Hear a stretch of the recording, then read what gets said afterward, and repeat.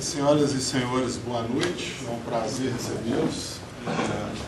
O IBAP Nacional, que representa hoje o vice-presidente técnico, tem a satisfação de começar mais um processo aí de discussão de norma, né? O IBAP já tem um histórico de discussão de aprovação e de colocação no mercado de normas importantes, né?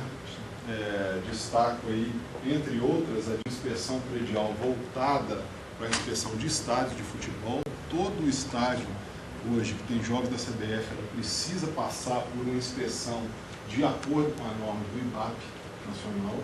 Tá? Também temos a norma de inspeção predial que contempla outros tipos de edificações.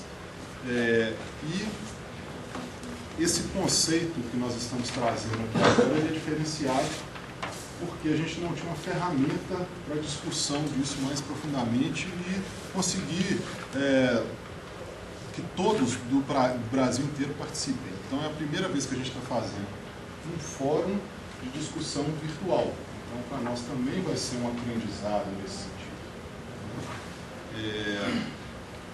A gente espera que essa discussão seja bem proveitosa. O IBAP-MG já, desde antes de 2011, já tem uma discussão a respeito desse assunto, né, de avaliação de desequilíbrio econômico em obras de engenharia.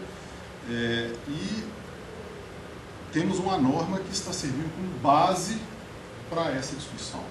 Né? Ela pode ser completamente modificada, como pode ser aprovado da forma como está, a gente não sabe. Então isso vai depender da discussão, da participação das várias visões. Né? Então, hoje a gente marca esse início desse processo de discussão. Né?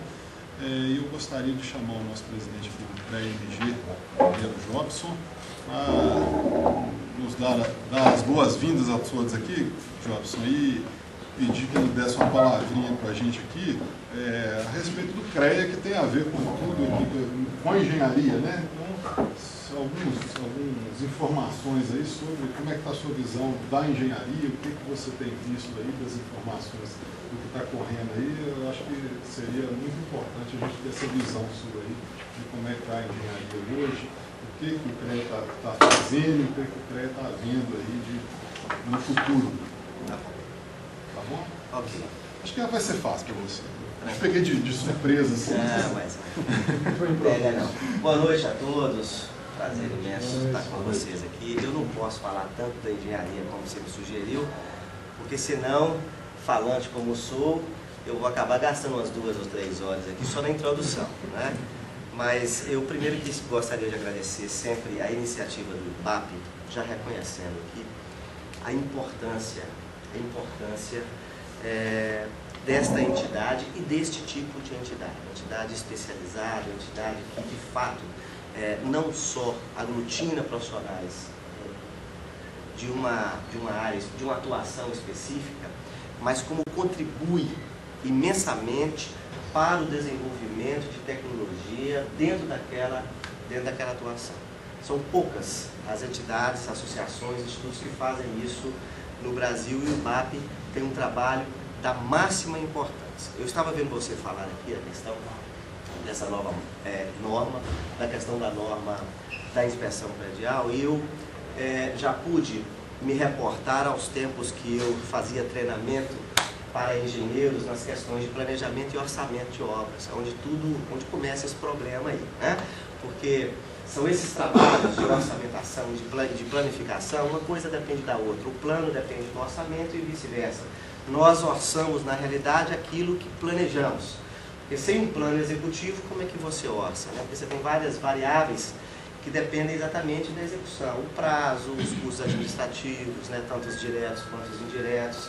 Então, o orçamento não é uma coisa fria, simplesmente relativo a alguns insumos, né? Como materiais, por exemplo, né? E ao contrário, é muito dinâmico, depende fundamentalmente de tempo, porque todos os outros insumos são eventos temporais que ocorrem num determinado empreendimento, seja mão de obra, né? Que é sempre horária, obediência à lei, seja os custos administrativos, equipamentos também, que tem um custo a cada hora. E aí, a primeira dificuldade que nós tínhamos lá no passado, quando a gente debatia muito isso, num outro instituto, que também tem uma importância singular ao espelho do IBAP, que é o IBEC, o Instituto Brasileiro de Engenharia de Cursos, que eu sou associado, né? A nossa discussão interna lá dentro era justamente essa falta de norma. E essa falta de norma trazia, e ainda traz, mas naquela época muito mais, um grande desconforto para a engenharia.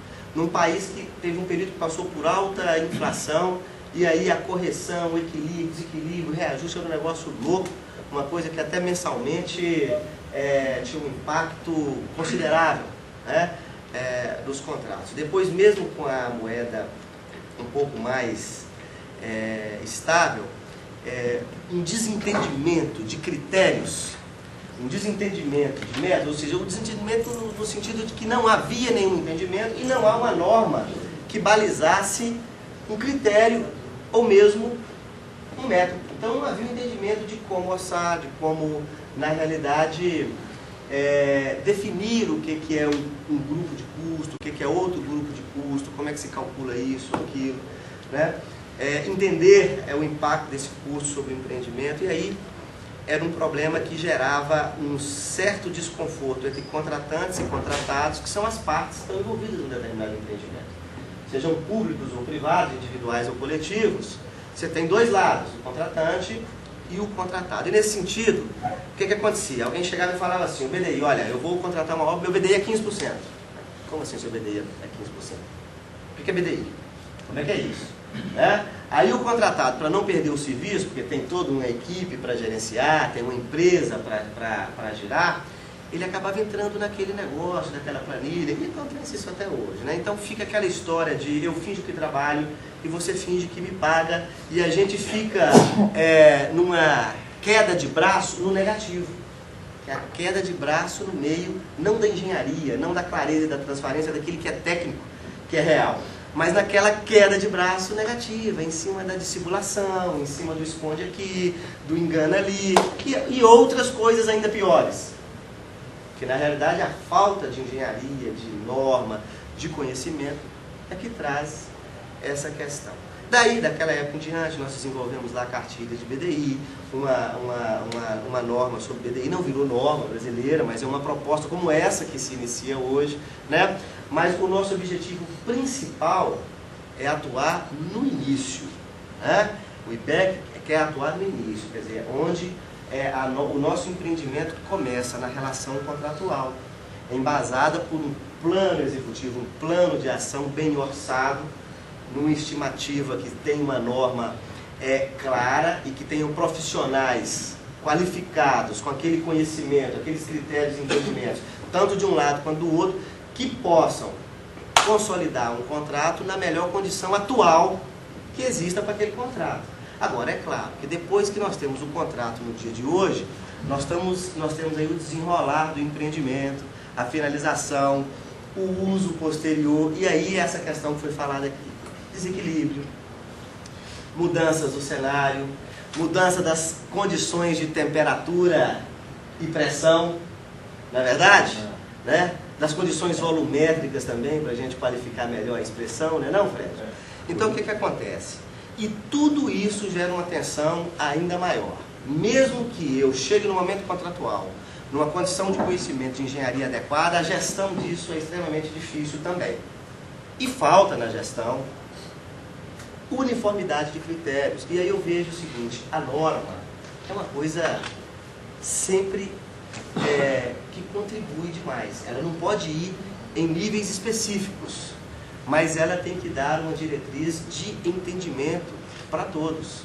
Para quem contrata, para quem compra, para quem executa, para quem faz, para quem fiscaliza e, em última análise, até para quem controla, que é o caso dos tribunais, dos órgãos controladores, no caso das relações com o poder público. E são relações complicadas, mas que a gente tem que ter um critério extremamente eficaz, porque o público ainda compra 60% do serviço de engenharia no país. Então é importante.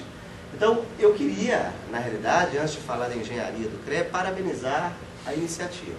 No caso da inspeção predial, o CREA, através da sua assessoria parlamentar, nós temos várias atividades aqui no CREA que não são relativas simplesmente à gestão da casa e sua atividade fim, que é a fiscalização e atendimento, mas que a gente chama de valorização profissional e tem a ver com as relações institucionais, né? Uma delas é a assessoria parlamentar, e essa assessoria propôs um projeto de lei à Assembleia Legislativa, que até hoje ainda não foi aprovado, que é um projeto da inspeção predial, mas muito vinculado ao normativo que o IBAP já havia instruído em tempos anteriores e que, se estivessem em vigor com a periodicidade ali prospectada no próprio normativo do IBAP, talvez teríamos evitado muito dos sinistros que ocorreram nesses últimos períodos aqui dos dois últimos 3 anos, né? Nós entendemos isso. Então, está aí a importância desse tipo de empreendimento. Nós precisamos muito desse trabalho para consolidar uma visão, uma unicidade. E depois nós precisamos também consolidar, e o CREA faz parte disso, né, com a sua ação parlamentar, em leis. A inspeção predial é importantíssima, porque a partir de agora, nossas edificações em concreto, e note, são concretos, as estruturas de concreto armado não estão sendo construídas nas condições tecnológicas com as propriedades físicas de hoje. Nós estamos falando de edificações de 50 anos, 60 anos atrás, onde as condições de produção das estruturas de concreto, que são a absoluta maioria das nossas edificações, elas se davam. O concreto de 13 MPa, me lembro, em algum material da minha universidade, nós falávamos de concreto 13 MPa. Então, essas estruturas envelheceram. Tem prédios em Belo Horizonte de 70 anos. Se não houver, de fato, uma ação de uma inspeção técnica predial, consubstanciada em normativos e em leis que exijam periodicidade, de fato, os sinistros não tem como ser evitados. Eles vão continuar ocorrendo cada vez mais. Até porque a demanda hoje ela é diferente, o uso é totalmente diferente. Só para citar o aparato de eletrônicos que nós temos dentro das nossas edificações, sem contar a própria condição de cálculo do concreto de 70, de 100 anos atrás, que não conseguia naquela época avaliar de fato a sua durabilidade em função de 100, 200 ou 300 anos. Tudo é teoria, né? Então, eu não quero mais alongar aqui a fala, porque eu sou muito falante, mas eu vou me deter apenas aos agradecimentos pela iniciativa. Eu não sei exatamente qual que é o público que está aqui hoje, quem são as pessoas, mas imagino que sejam todos especialistas envolvidos com o assunto que se inicia e que eu diria importantíssimo. Solicitações em obras, importantíssimo, porque depois de qualificarmos com a engenharia a contratação, a gestão, e é disso que se trata, né? Como pedir, como de fato dentro do contrato fazer com que o próprio contrato, nos seus aspectos de engenharia, possam responder à realidade das mudanças que são frequentes. Não são imprevistos, são mudanças, são ações que ocorrem em todo empreendimento, em toda a natureza. Alguém sempre me pergunta, mas você não poderia prever isso? Não. Na verdade, nós fazemos sempre analogia com alguma coisa, com fatos que já ocorreram, né? Porque a previsão não é evidência. Porque se fôssemos videntes, então não precisávamos nem de nenhum tipo de planejamento ou de nada, né? Saberíamos dominar totalmente o futuro. Então não se trata disso, se trata mesmo de engenharia, e aí são colocados números, inferências estatísticas, e nós trabalhamos sempre no campo das probabilidades com o menor erro possível, mas o erro vai sempre existir. Nossos métodos têm que, na realidade, de primar pelo mínimo de erro possível nos nossos cálculos, nas nossas inferências. Então, parabéns mais uma vez ao IBAP, a vocês. A casa é de vocês, aqui é o CREA de Minas Gerais, é a Casa dos Engenheiros, é a Casa da Tecnologia. Estará sempre de portas abertas, e o que precisarem de maior contribuição, por favor, não fiquem à vontade para solicitar, que estaremos aí. Muito obrigado.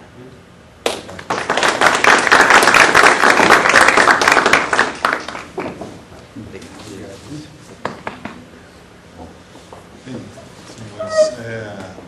Obrigado, presidente. Para que nós possamos continuar, então, aqui ao início, ao que nós viemos fazer aqui, propriamente dito, Edson, eu gostaria de convidar o senhor. O Edson vai fazer o quê? Uma explanação, para nós, me corrija se eu estiver enganado, fazer uma explanação da norma que é o texto base de discussão. Certo. Então, vai mostrar o que já foi feito, o que já foi discutido no âmbito do IBAP de Minas Gerais. E depois vai poder também mostrar para a gente aí o ambiente do fórum de discussão. Depois, ou durante essa, não sei, aberta a perguntas aí, como é que você prefere?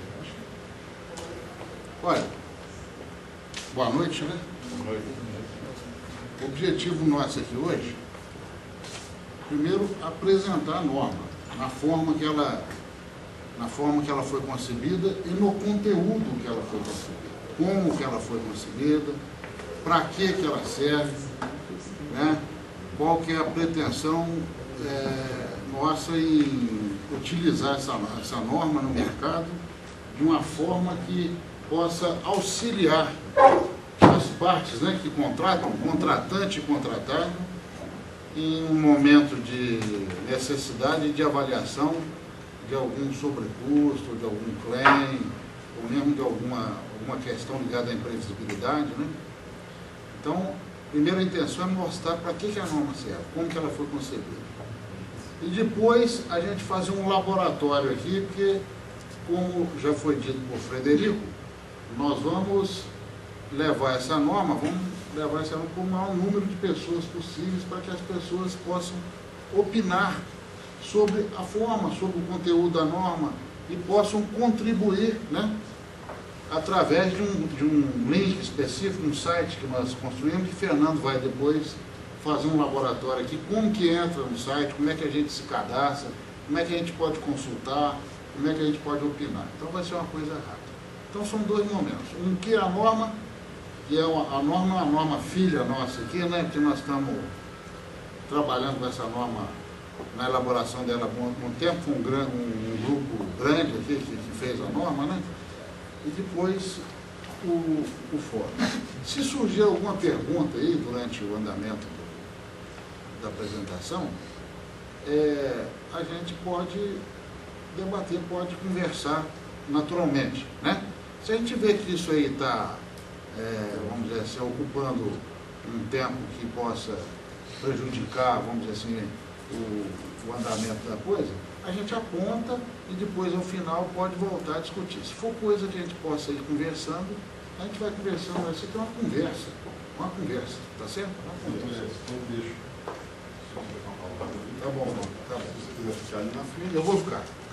Antes de apresentar a norma... Deixa eu só informar. Está sendo gravado e está sendo transmitido ao vivo, tá? Beleza.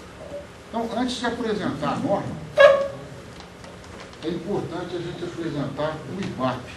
Quem é o IBAP? O Instituto Brasileiro de Avaliações e Perícias de Engenharia. É uma entidade que tem, uma entidade nacional, cada estado tem o seu IBAP, né? E é um ambiente realmente de produção de estudos, de inteligência, para avaliações, para perícias de engenharia. E aqui nós temos uma apresentação do IBAP de Minas Gerais, que a gente gosta de passar, a gente tem muito orgulho de pertencer ao IBAP aqui. É só gente de alto nível, sem querer, alto nível acadêmico, o pessoal que vem cá para estudar mesmo, para contribuir, para colaborar, né? São os nossos colegas aí que lutam por uma melhoria nos conceitos de engenharia. Então, muito orgulho nós temos do nosso IBAP. Eu apresento o IBAP para a turma, depois a gente vai conversar da norma. Faz favor.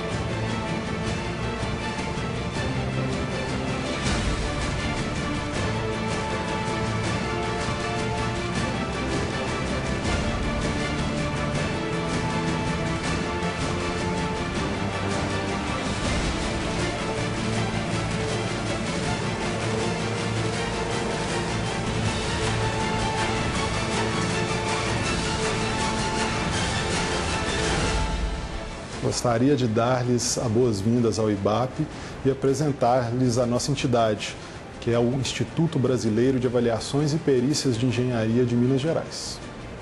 Aqui em Minas Gerais, congregamos os profissionais que atuam nessa área específica. Entre os nossos objetivos, temos a realização dos cursos, entre eles, engenharia ambiental, introdução à engenharia de avaliações, as patologias das mais diversas, tanto na área da engenharia química, na área de engenharia estrutural e também na área de engenharia ambiental. Congregamos também os profissionais de engenharia de segurança e atuamos na área de gestão de projetos, de clients ou desequilíbrio econômico-financeiro de obras, além de inspeção predial e vistoria cautelar. Convido vocês a participarem conosco da entidade, que serão muito bem-vindos.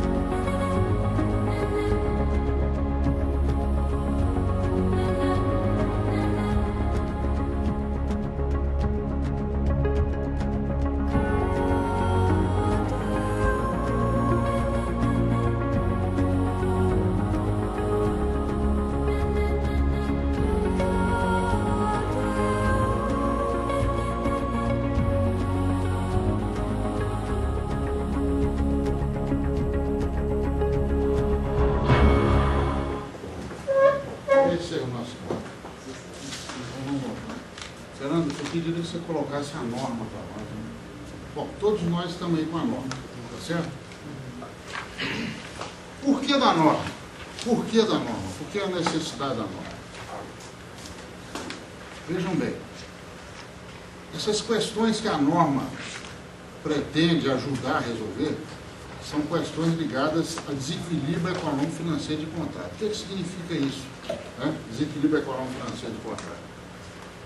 Quando duas partes fazem um contrato, naquele momento da contratação, existem características que definem o escopo da contratação, definem a série de obrigações e definem o risco ordinário, vamos dizer, o risco que foi possível de ser concebido naquele momento da contratação. Seja nas obras públicas, seja nas obras, aqui nós vamos falar mais de contrato de obra, nas obras privadas, quando se faz uma contratação, tem todo um histórico anterior de projetos, de definições de licenciamento, de definições de obrigações, de mercado, comportamento de mercado, de como é que as coisas, como é que aquele momento que antecedeu a elaboração do contrato, todas aquelas informações, elas vão se consolidar em um risco que foi possível de se perceber pelas partes. Quem percebeu? Algum mágico? Não. O homem comum. Nós, engenheiros, orçamentistas, nós somos capazes de enxergar qual o risco, porque nós não somos Hércules, nós não somos videntes. Então, nós enxergamos todo o administrador público, o administrador privado, ele é capaz de produzir informações que ele, no momento do contrato, ele consegue caracterizar e formatar um universo de risco que as partes conseguem avaliar. Então, seja numa obra de engenharia, de ponte, de construção, seja em qualquer tipo de obra, você consegue quantificar a prestação de serviço, o objeto.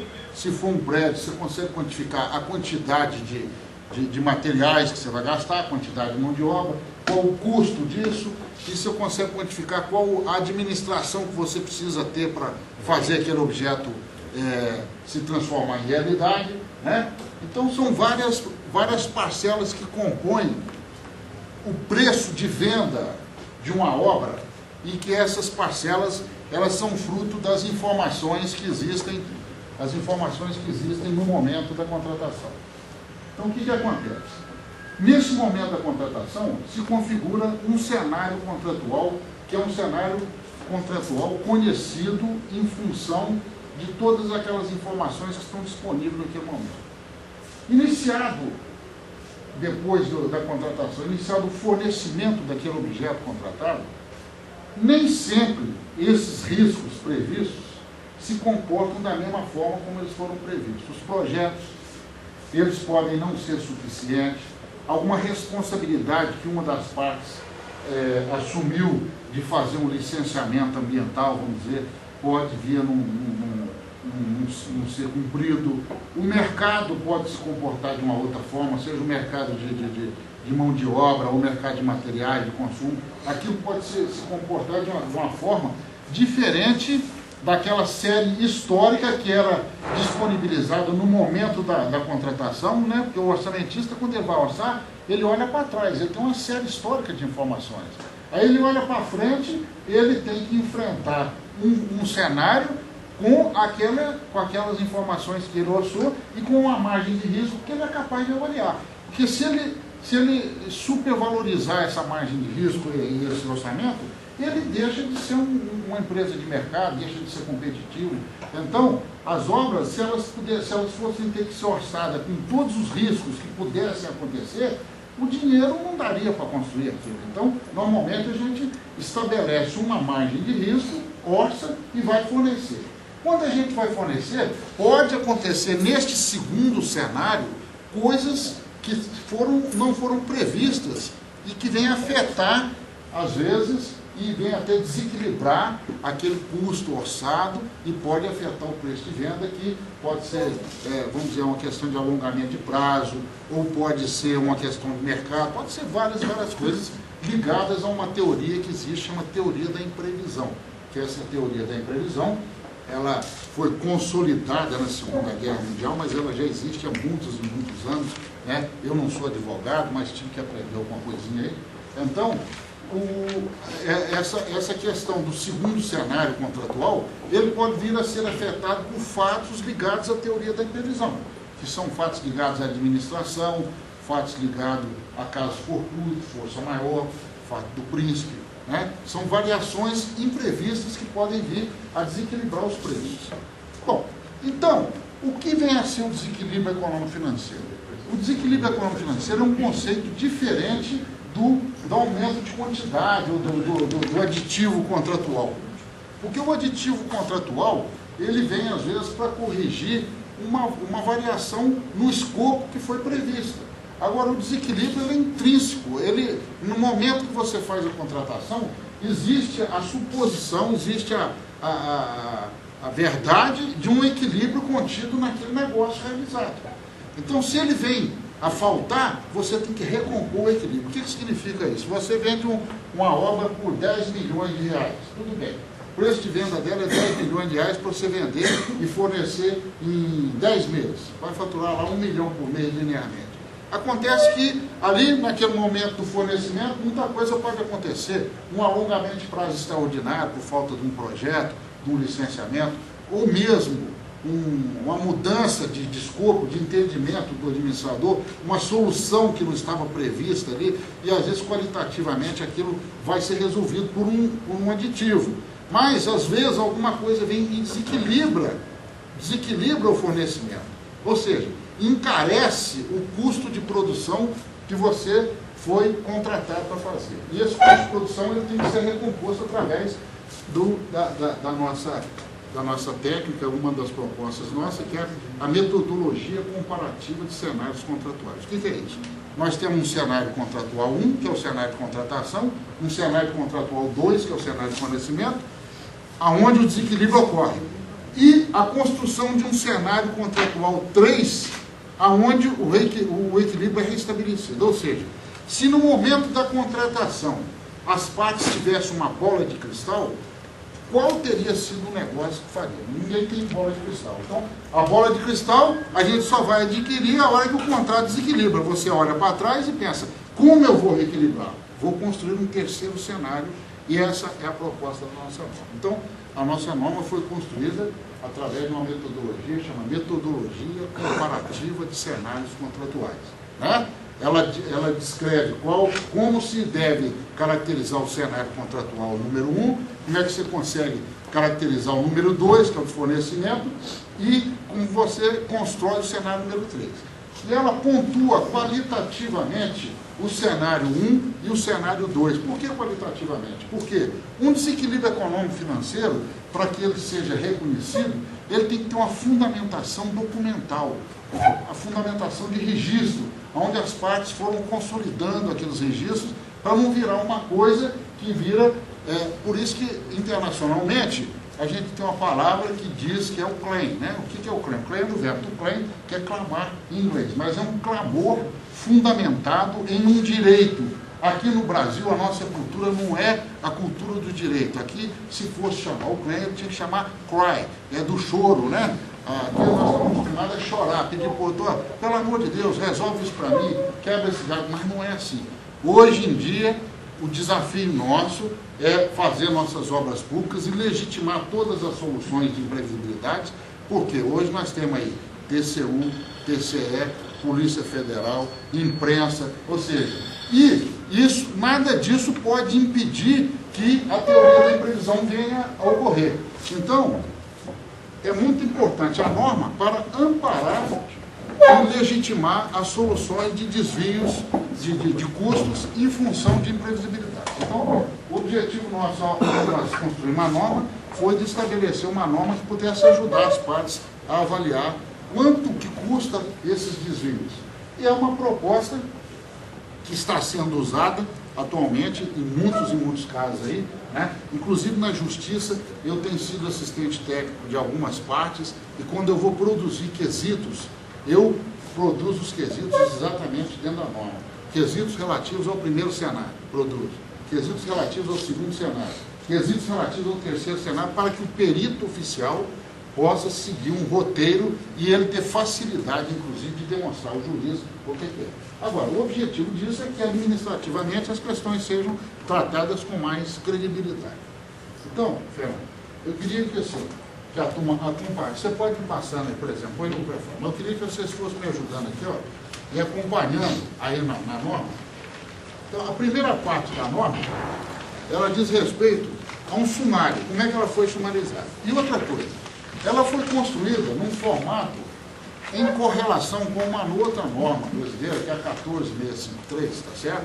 Que é a norma para avaliação de bens. Por quê? Porque a nossa norma para avaliação de bens, ela tem vários capítulos. Avaliação de bens imóveis urbanos, imóveis rurais, equipamentos, etc. e tal, assim por diante.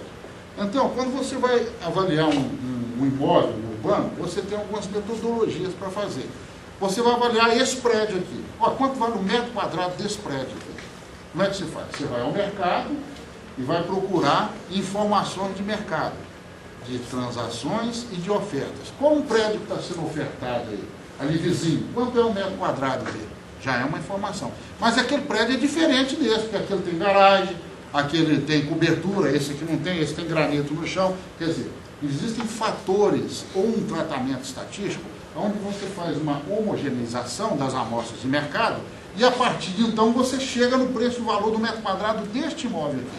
Só que um contrato, você não pode, você não tem como coletar amostras de mercado para fazer uma avaliação do desequilíbrio. Por isso que a metodologia você tem que comparar um cenário com o outro cenário e com o terceiro cenário. Então a metodologia comparativa de cenários contratuais. Enquanto você avalia um imóvel, você faz a metodologia comparativa de dados de mercado. Então, ela foi concebida em função do formato da norma 14653 e de uma outra norma que nós temos, que é a 13752, que é uma norma para perícias de engenharia.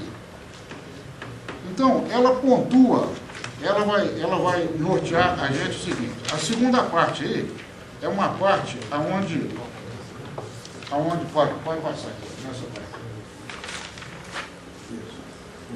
Essa parte foi o grupo que trabalhou na norma, né? Algumas pessoas estão aqui, né? O Clemenceau, o Ricardo Gil está aí, o Jerônimo está aí, o Rafael está aí, o Frederico, que foi nosso comandante, não sei se tem mais alguém aqui. Por enquanto, a turma nossa está esse aqui. O Cláudio Pacheco depois passou um e-mail para nós. Depois nós temos uma parte que é a introdução, que diz aonde a norma, como é que ela foi, para que ela serve, aonde que ela se aplica. Depois nós temos uma parte aqui que é o objetivo da norma. Agora, dentro do objetivo da norma, nós temos documentos, os diplomas que dão sustentação às várias orientações que a gente faz dentro da norma, que são a Constituição Brasileira, o Código Civil, a Lei de Licitações, 8666, o Acórdão 325/2007 do TCU, que veio criar um conceito novo de BDI. ele passou a chamar de LDI, onde ele colocou as despesas de administração no custo direto, e ultimamente ele aperfeiçoou isso com outro acórdão que não foi usado na norma aqui, né? A norma de avaliações de bens, a norma de perícia e engenharia, a orientação técnica sobre BDI que Jobson falou aqui, né? O IBEC fez uma orientação técnica de como compor o BDI das obras, e publicações e procedimentos técnicos para a elaboração de cursos de engenharia. Depois nós temos uma parte aqui que são definições importantes de fatos imprevisíveis, da teoria da imprevisão. Depois nós temos o que é uma área ordinária, o que é uma área extraordinária, que é um conceito do direito administrativo, onde a área ordinária é aquela área pertencente ao risco ordinário, o risco orçado. E a área extraordinária, ela é uma área que pertence ao risco extraordinário, uma aleatoriedade imprevisível. Então, ela define aqui para a gente entender. Porque o desequilíbrio econômico-financeiro, ele é justificado quando os fatos que ocorrem causam sobrecustos que não eram previstos na época da licitação, porque você desconhecia aquelas informações que causaram aqueles fatos. Então, a norma vai e define toda essa questão aí, todos os conceitos que vão ser utilizados na norma. O que é bonificação, lucro, avença, contrato, as siglas que foram usadas. Depois, no item 5, a gente já entra na formação do preço de venda. Bom, o preço de venda de uma obra, aqui é o seguinte, é uma fórmula sintética onde você tem o custo direto vezes o BDI. Você divide o BDI por 100, porque isso aqui é uma proporção. Todos nós aqui entendemos, né, o que é o BDI. Então, aqui é só para definir o que é custo direto, o que é custo indireto, porque isso aí vai ser referenciado várias vezes ao longo da norma. Depois, nós temos aí, como é que a gente, no item 5.3, é importante mais, porque é o seguinte, qualitativamente, o cenário número 1 tem que ser bem conhecido, porque se você não tem um cenário número 1, um primeiro cenário, com o preço de venda bem explicitado, você vai ter dificuldade para comparar com outro momento, você não tem um momento de comparação. Por quê? É sempre uma metodologia comparativa de cenários. Então você tem que conhecer o custo direto orçado, o custo indireto orçado, qual que é o lucro que está previsto, os impostos, qual o negócio que foi feito. A hora que o negócio desequilibra, você recompõe o preço, o custo direto, recompõe o custo indireto e compara com aquele primeiro cenário para você poder chegar ao valor do desequilíbrio. Então, essa avaliação qualitativa do cenário número 1 é muito importante, que a gente realmente, ao calcular um desequilíbrio, que a gente conheça profundamente o primeiro cenário. Hoje nós estávamos trabalhando de tarde, Jerônimo e eu, e trabalhando num assunto que pediram para a gente avaliar. Jerônimo, nossa primeira providência é nós conhecer o primeiro cenário, tá certo? Então, assim, aprofundamos no primeiro cenário, agora vamos conhecer o segundo cenário. Quer dizer, a linguagem, ela facilita o trabalho da gente na hora de fazer uma avaliação do desequilíbrio, tá certo, Jerônimo? Então, é uma norma que, na realidade, ela tem uma aplicação prática muito grande. Inclusive, lá na Camargo, está aqui o Felipe, nós já tivemos alguns casos lá na Camargo, um deles, que foi uma empresa onde nós tivemos que fazer um cálculo do desequilíbrio, nós usamos exatamente a metodologia comparativa de cenários contratuais. Na Justiça, nós temos usado a metodologia comparativa de cenários contratuais. Administrativamente, nós temos usado a metodologia comparativa de cenários contratuais. Por quê? Ela é uma coisa didática, uma coisa que facilita que as partes possam comparar um cenário com o outro e fica evidente se surgiu ou não surgiu o desequilíbrio. Agora, se surgiu, ele pode ser qualificado como um desequilíbrio com credibilidade? Aí é outra coisa. Aí nós vamos ver no segundo cenário se existem registros verdadeiros daquelas imprevisibilidades que vêm acontecendo. Por exemplo, não se cumpriu um licenciamento. Olha, aquilo foi documentado, foi realmente escrito, mudou-se um projeto, foi realmente documentado aquilo? Como que foi? Aonde que aquilo afetou o custo direto ou o custo indireto? Então, a qualificação, a qualidade do documental do segundo cenário, ela vai dar um grau de fundamentação. Um grau de fundamentação na norma, que é o grau que vai dizer o seguinte, se é um grau baixo, médio ou alto. Nós vamos ver aí a seguir. Então, o item 6 é a situação original contratada. Aí fala aonde que está o equilíbrio econômico do contrato, o item 6. Então, nós vimos o preço de venda e vimos o item 6.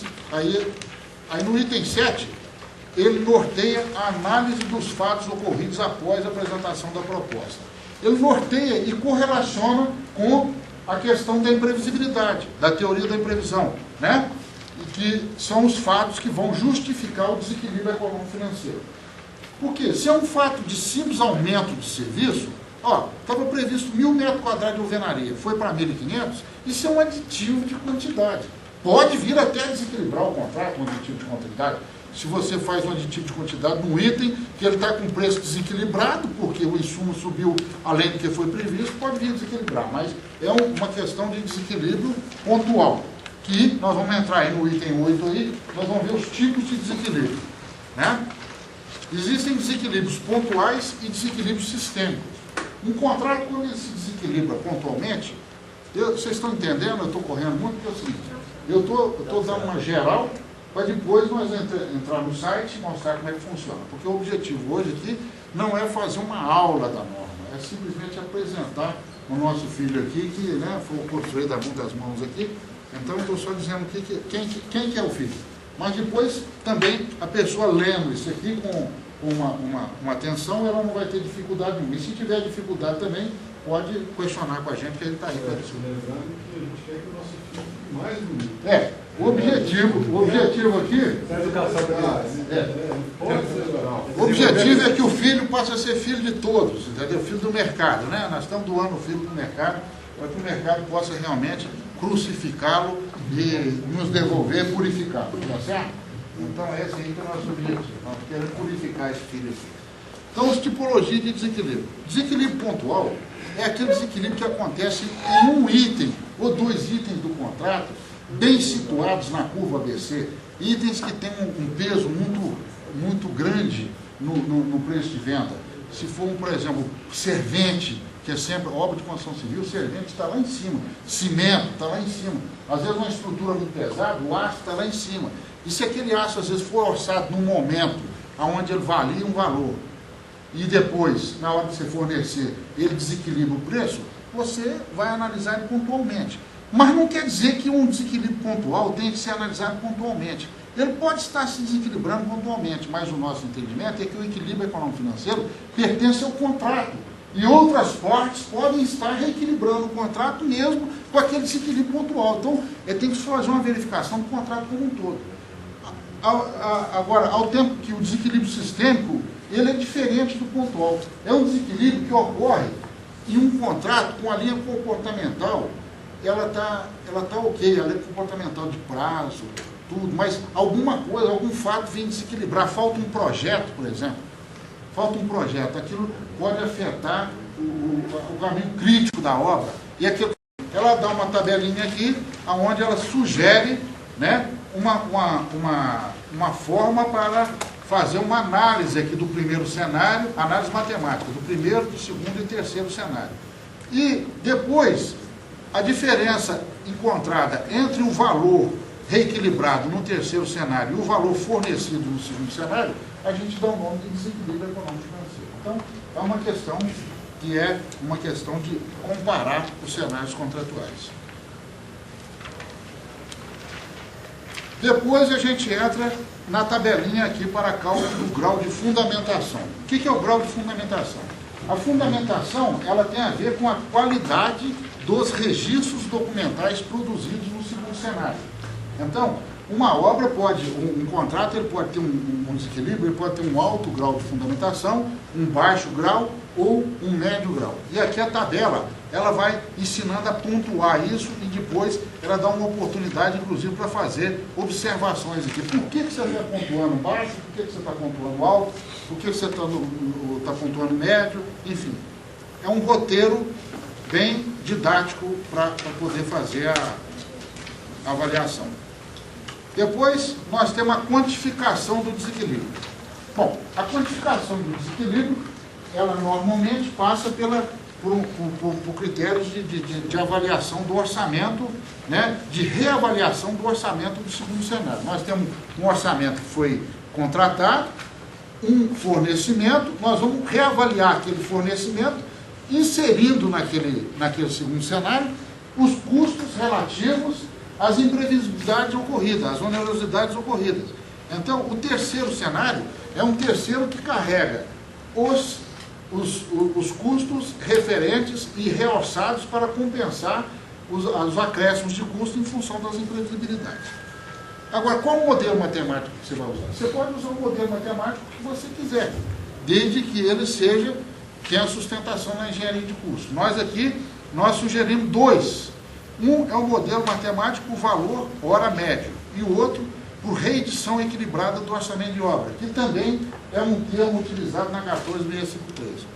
O homem médio, você compara histogramas de obra. Você tem um histograma no momento contratado, um histograma no momento fornecido. Você contrata um com o outro e ali você compara um com o outro e ali você detecta quais são as suas improdutividades, as suas ociosidades, né? Enfim, a partir do homem médio.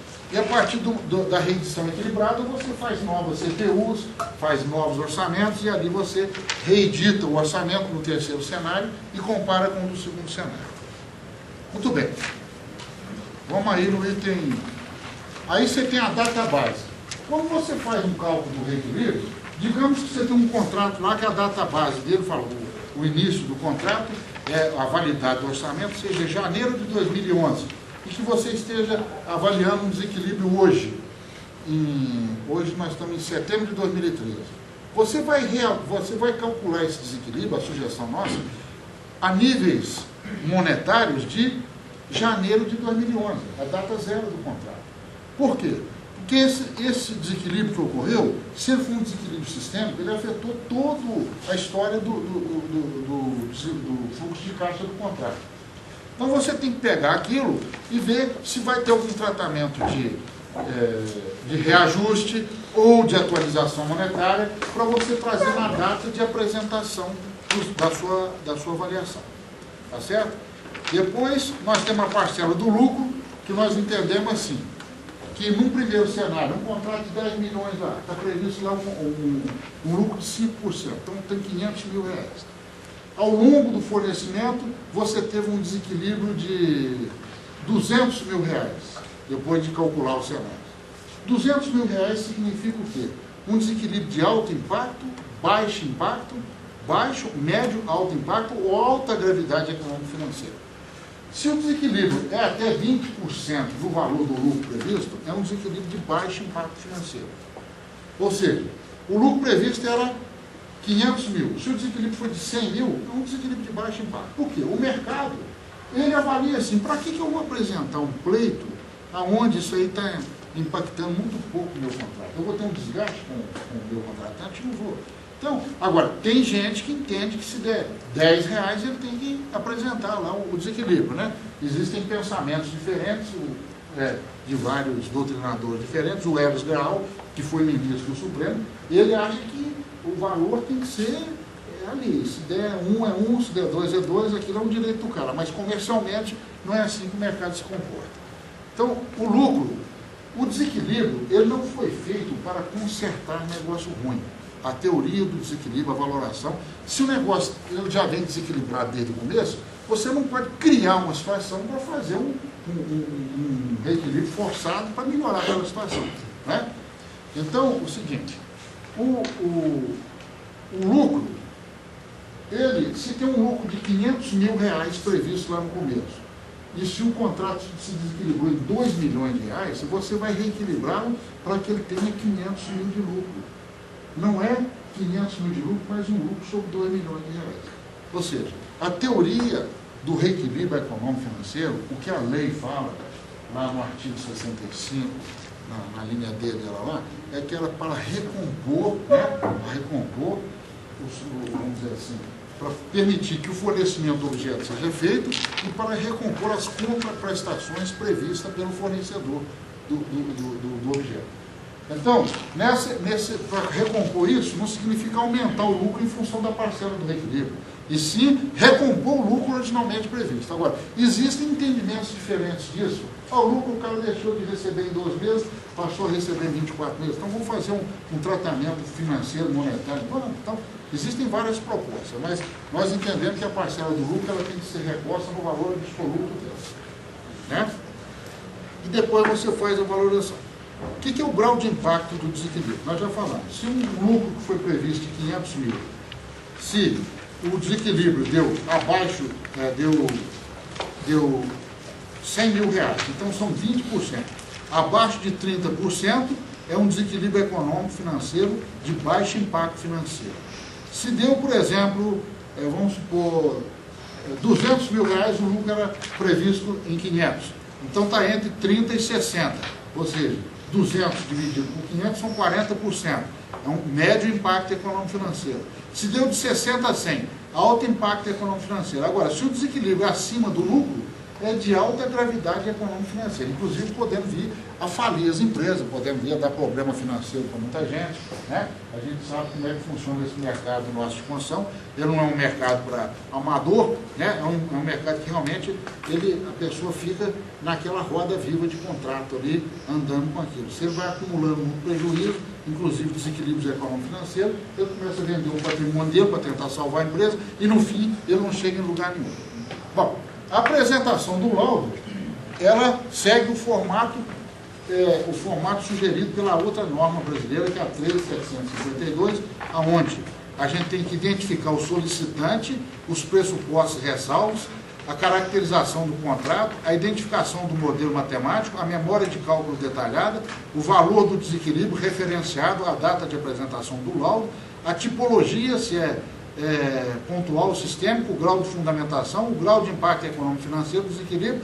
Por que isso tudo? Porque a partir daí, o árbitro ou o juiz, ele vai poder entender uma linguagem, ele vai poder interpretar a linguagem, dentro da linguagem da norma, se o desequilíbrio ele tem um sentido naquele contexto e se ele está fundamentado. Depois, o local e a data. E nós também defendemos que o avaliador ou o engenheiro que fizer o trabalho sobre a avaliação do desequilíbrio, ele deve anotar isso no CREA sob responsabilidade dele, para que ele possa responder por isso em qualquer instância. Bom, então, eu queria dar essa geral da norma, né? Espero que não tenha sido muito superficial, mas eu não posso aprofundar muito também, porque o objetivo hoje não é esse, é só dizer, a norma está aí e ela vai ser discutida dessa forma. Então, eu queria que o Fernando agora fizesse um laboratório para nós. Nós temos aqui um site, que é o IBAP, né? Seu site www.ibapmg.com.br. Como está esse convite hoje, a gente vai ter um link já convidando a fazer ler a norma, tá? Hoje, se você linkar, você vai linkar no evento. Mas o site da norma... Você tem ali um banco. Tem o fórum em cima, né? Mesmo se não tiver a tarde, sim, lá em cima você consegue acessar o fórum? Sim. Por aqui você já acessa o fórum. Lá em cima, se não tiver essa tarde aí, que eu vou tirar ela... Essa tarde você vai tirar e nós vamos colocar outra. Não, olha, você vai colocar lá em cima. Sim, aqui. Você vai funcionar aí. Você vai ficar até o dia do evento. Lá em cima você vai clicar no fórum, não é? Aqui em cima? Aí. Esse acesso aí é mesmo, não é? Sim. Tá. Fórum, o endereço é fórum, IBAP-MG, tá ok? A tela de início do fórum, ela esclarece o que vem a ser o fórum. E do lado esquerdo você tem os vários itens. É importante ver aqui, ó. Por exemplo, do lado esquerdo aqui, ó, nós temos aqui, ó, eventos, instruções, norma técnica. Avaliação do desequilíbrio econômico financeiro do contrato. Depois nós temos o objetivo, nós temos itens da norma aqui. Se você clicar em um dos itens desses, você cai na redação do item. Aí você pode ler e pode opinar se aquela redação você está de acordo, se não está de acordo, se você quer fazer alguma observação. Por exemplo, objetivo. Eu não estou entrando, não estou como usuário, eu estou como um simples visitante da norma. Eu tenho aqui o objetivo, o texto. Quando não tiver o texto inteiro, porque o texto é muito grande, ele vai ter o link para você baixar a norma. Tá certo? Eu tenho aqui uma enquete, se eu concordei ou não concordei com esse texto. Aqui vai mostrar só quanto foi o voto ou não, tá certo? E se eu quiser ler mais ou comentar, eu vou clicar na leitura e comentário e vou imediatamente ser lançado olha, comente, faça sugestões, mas para isso eu tenho que fazer o login do sistema, tá certo? Faz um login para nós. Ao fazer o login, ele vai me falar nome do usuário e senha. Eu não tenho nome do usuário nem senha. Tem as instruções aqui, eu vou me registrar, tá certo? Vou me registrar, vou pôr o usuário. Vou pôr o usuário aqui, por exemplo, em Bel, ok? Vou colocar um e-mail, porque eu vou ser ativado via e-mail. Vou colocar o meu e-mail pessoal, tá? Vou colocar meu nome.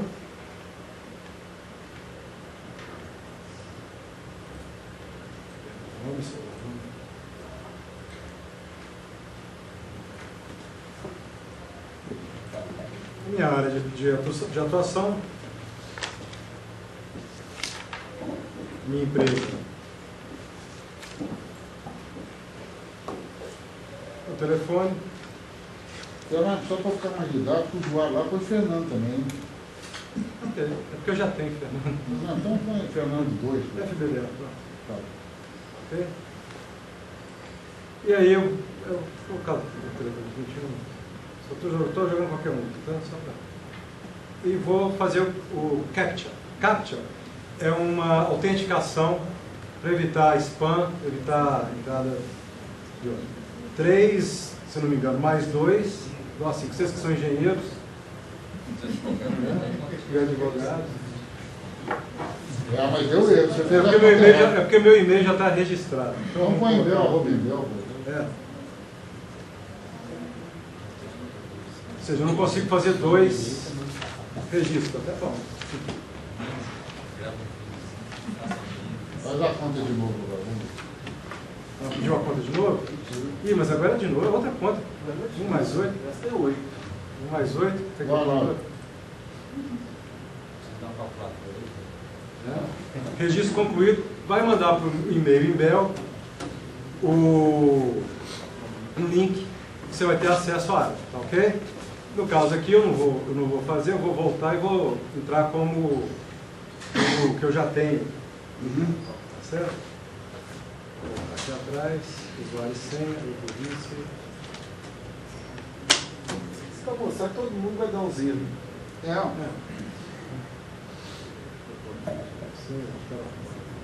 Voltaram ao fórum, até ali, né? Aí voltou. Então eu vou pedir para fazer um comentário de novo no outro tema aqui. Por exemplo, aqui é um tema geral, né? Aqui está o link para você fazer baixar a norma. Mais exponente. Texto básico. Mas em alguns temas você vai precisar dela, porque são muito grandes, não dava fazendo muito só para aquele tema. Tá certo? Então eu vou entrar aqui como usuário agora. É porque eu estou acostumado a entrar com a Admin. Esqueceu o seu nome, Fernando? Não, eu não estou acostumado a entrar com a Admin. Eu já fiz tantos testes. Agora embaixo. Embaixo, ela está pedindo de novo. É o CAPTCHA. Se precisar da calculadora, tem aqui. Por favor, essas contas. Putz, não dou a conta de novo.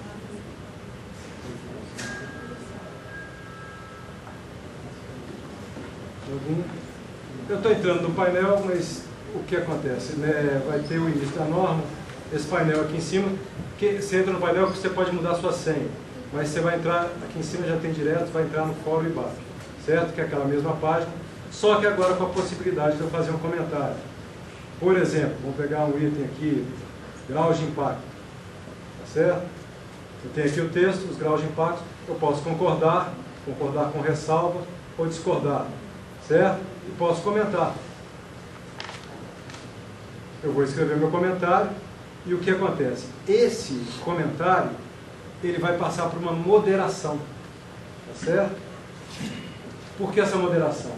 Para evitar palavrões, evitar algum comentário, é aberto, algum comentário fora do contexto, tá? Mas a pessoa que fez o comentário, que se identificou, ela recebe uma mensagem que esse comentário está sobre moderação, e após eu liberar esse comentário, ela vai ter o comentário na íntegra que ela fez ali.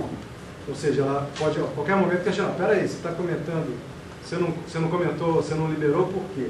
Tá certo? Então é bem democrático, porém com limites a respeito da liberdade. Liberdade não é tudo aquilo que eu posso, que eu devo, né? Tá certo? Por fora esse, a partir do momento que vocês sempre entrarem... Faça um comentário para nós, Fernando, por favor. Depois eu vou apagar esse comentário e amanhã ele já vai estar fora, tá? Eu vou concordar, discordar. Concordo com ressalva. Concordo com ressalva? Eu quero que Você quer concordar com ressalva? essa comparação não seja com o lucro, eu quero que essa comparação seja com o preço total da obra. Tá ok. Agora comente, aí já abre aqui o comentário. Eu concordo. Você? Quero. Gostaria de comparar com o valor total da obra e não com 12 anos de lucro total da obra. Então é o seguinte, qualquer pessoa vai poder opinar, vai dar sua opinião aí, vai. O importante aí Vou enviar, tá ok? no comentário a gente já ter uma proposta, né? Uhum. A proposta de alteração já vem junto com o comentário. Não seja só uma crítica. Exato. Isso é construtivo. A partir do momento que você mandou o comentário, vai ser enviado um e-mail para mim, naquele norma técnica, atenção, norma técnica, eu não sou norma não, tá? Norma técnica é o e-mail. Hoje ligaram para mim, eu queria falar com a norma. Vai dar não. Tá? Então, norma técnica, vai vir para mim essa norma técnica, vai vir seu comentário e vai ir na sua caixa de e-mail automaticamente que você mandou e ele está sob moderação. Assim que eu receber, eu vou estar liberando e ele passa a fazer parte do grupo. Todo mundo vai ter acesso àquele comentário e pode recomentar em cima, ok? Agora, isso aí depois vai ser compilado, vai ser analisado, Sim. filtrado, e a gente vai fazer um tratamento, né, estatístico nisso aí. Vamos ver como é que nós vamos tratar isso aí para poder fazer as melhorias que a norma pode. Nós vamos ter um congresso em Florianópolis, que chama COBREAP 17, né, que é o Congresso Brasileiro de Engenharia de Avaliações e Perícias. Ele é feito de... Frederico, o COBREAP é de 2 em 2 ou 3 em 3 anos? 2 em 2 anos. O último nosso foi em Manaus, tá certo? Agora nós vamos fazer em Florianópolis, né?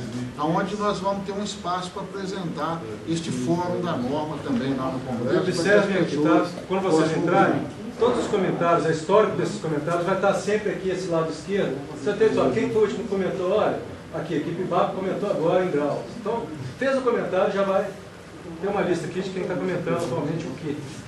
Certo? Então, é bem completo, simples, não é complexo, e vai dar a possibilidade da gente chegar lá com esse material. Tá certo. Ok? Então, é o seguinte, os objetivos que nós tínhamos hoje aqui, era Vou dar uma vista. apresentar a norma em formato e conteúdo. E por que a norma foi concebida? Porque é um assunto que ele tem é muito polêmico, é muito difícil de ser resolvido no mercado. Né? Eu falo isso com conhecimento de causa, porque é o seguinte, a minha origem é de empreiteiro, eu me sinto empreiteiro até hoje. Né? Quem é empreiteiro vai morrer empreiteiro, não tem jeito. Inclusive, eu tenho um irmão que morreu, infelizmente morreu novo, ele era um empreiteiro fortíssimo, o Renato não conhecia ele, mas ele era fora do estado, ele chegou a ser o maior empreiteiro do centro-oeste do Brasil. Ele tinha uma empresa muito grande, morreu novo, e ele falava: Edson, o empreiteiro é um profissional diferente, ele vive no risco. Então não tem jeito de você definir o empreiteiro, que você fala. Então, ele me falava: é um negócio complicado, você fazer estudo de desequilíbrio é muito complexo. Agora, você fazer o estudo se transformar em dinheiro é mais complexo ainda. Então, é um negócio realmente muito complicado você tratar desse assunto, tá certo? Então, a proposta nossa é que a gente tenha um norte com credibilidade, e foi por isso que nós trouxemos esse assunto para dentro do IBAP. Em 2004, nós trouxemos porque nós estávamos procurando um caminho no Brasil para levar isso para o mercado.